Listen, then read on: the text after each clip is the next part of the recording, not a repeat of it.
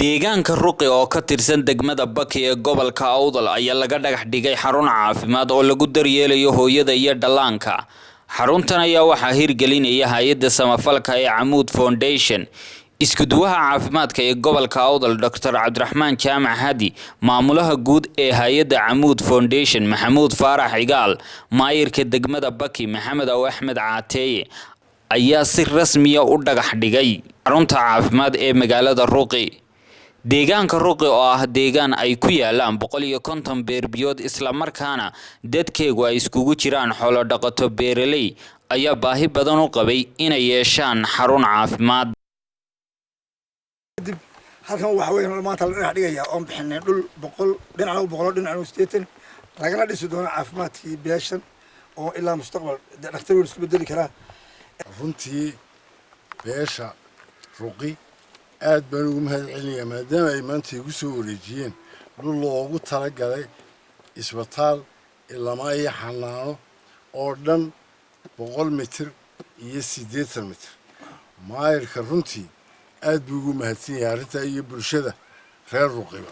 waxaan kaloo aad ugu mahadcelinayaa aanan ka codsanayaa waliba dhismahaasi maadaama wasaaraddu in awood ay ku dhistaan ahayn in Amoud Foundation oo wax badan nagala qabatay dhinaca caafimaadka gobolkaba inay intaana dhismahana intii suurtagal ah ay ku soo dadaalaan sidoo kalena wasaaradda iyo community-gan labaduba mas'uuliyad baa ka saarmaysa in wixii suurtagal ah ay ka geystaan sidii uu dhismahaasi inoogu dhismi lahaa.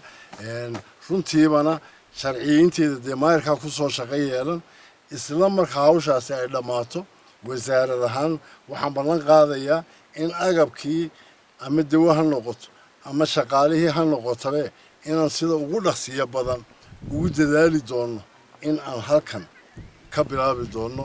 annaga farxad noo tahay haddaan Amoud Foundation nahay waxyaalaha annaka nagu koorka noo ah aan ku dadaalna waxaa ka mid ah waxbarashada iyo ka mid ah caafimaadka.